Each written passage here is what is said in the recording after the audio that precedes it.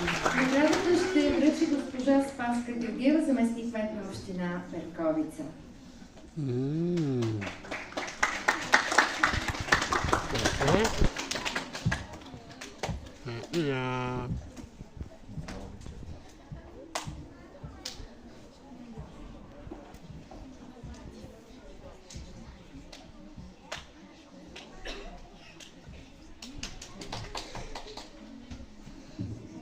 Уважаеми дами и господа, за мен е чест и удоволствие да наградя това прекрасно дете,